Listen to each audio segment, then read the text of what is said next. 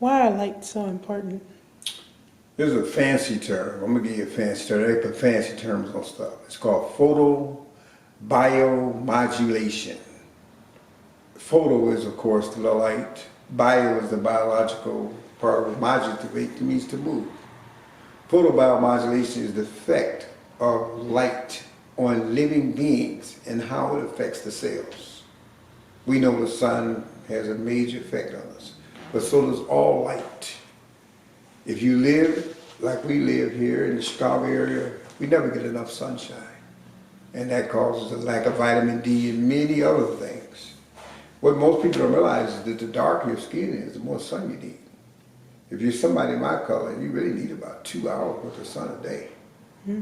If you're somebody of either hue, a Caucasian person, they need at least 20 minutes a day. That light stimulates your mitochondria. Everything in the human body is made of a cell. Cells have something called mitochondria, and that's the powerhouse of the cell. When light hits that mitochondria, it goes into action, right? So that causes a lot of, when we feel sluggish, it's because our blood cells are moving sluggish. We're not getting enough of either one thing. That's water, the right kind of water, structured water, the right kind of light, the right connection to the ground, and the right kind of air, or enough of the right kind of air. So they say the best things in life are free. In essence, they are. Earth, air, fire, water. And fire means the light. So the sun's energy is 54% infrared. Infrared is part of the electromagnetic spectrum. And infrared is invisible, but yet it has a major effect on human beings. We also get from the sun ultraviolet light, ultraviolet A, ultraviolet B, ultraviolet C.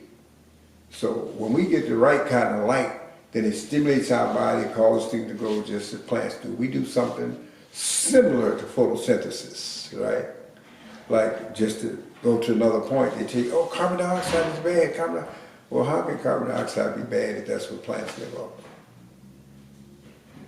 Interesting. So they talk about the climate change and, oh, there's too much carbon, we got to decarbonate stuff, whatever. Well, they do that, there won't be much green stuff left. So why are they doing that? Go figure. So we have to use our own intuition to know that if you didn't have carbon dioxide, your blood cells would collapse. So it's not poison to you. Too much of anything is bad. Too much water is bad. Too much anything. So light is they're doing effects now, and they're actually curing, healing, and treating everything with different forms of light, different colors of light. Everything from autism to dementia to pain. I took a 25-pound weight. I don't normally lift weights, and I did some curls. I did 8 curls. And then I put a red and infrared light on my arm for a few seconds. Then I did 8 more. And I did a total of 64 curls. And you would think if I hadn't been doing that, my arm would be sore. Absolutely no soreness. And no, not even, I could tell I had been lifting because that light was constantly energizing the mitochondria in the cell. So anything that light hits is causing the cell. So when we step out of the sunlight and we take off our shoes and we take a deep breath, right? And we have drinking some water that's structured. We'll talk about structured water next. We're doing tremendous things for this biological thing we call a body. And we're doing tremendous things for our mind too. So light has a lot of benefits for everything.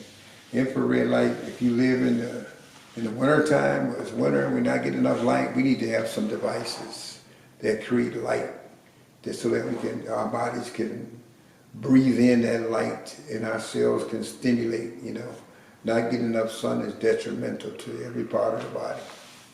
And the mind too. That's why they have a thing called SAD, seasonal affective disorder.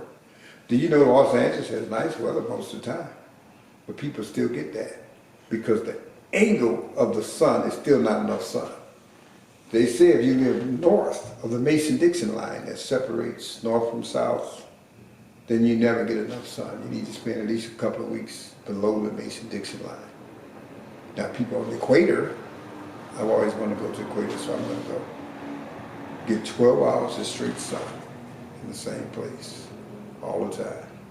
And so I always was attracted to the equator, you know. Ecuador, it's about 13 countries. I used to memorize all the ones on the equator, the Congo, Brazil's on the equator, so this light is very powerful, and it stimulates not only our mental frequency, because everything is frequency, and light is a certain frequency. So you can put light on pain, it's going to eliminate, the infrared light is going to eliminate pain. If you ground and do it, the pain's going to go away faster. If you ground and breathe and do it, it's going to go away faster. If you drink structured water, it's going to go away faster, right? So we can heal all kind of stuff just with light. And a lot of things they're doing. Do you remember ever going into a hospital emergency room and they had beautiful lights sitting there while you're waiting to treat your body? No, because it doesn't exist. And they had places where you could go out in the garden and touch the ground, or they had sunlights coming in, solariums, and they had herbal tea, they had massage chairs, and they had beautiful, stimulating music. No. So if we know this, and it's all over the internet and people know it, why not the emergency rooms and the treatment rooms of people doing these basic things to heal people? Do they want to heal them, or they just want to charge them? Those are two very different things, you see.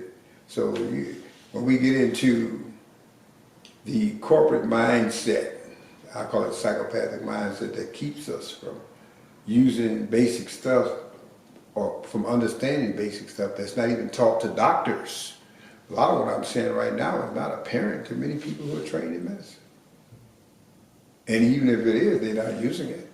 Like I said, when have you went in the hospital and seen it?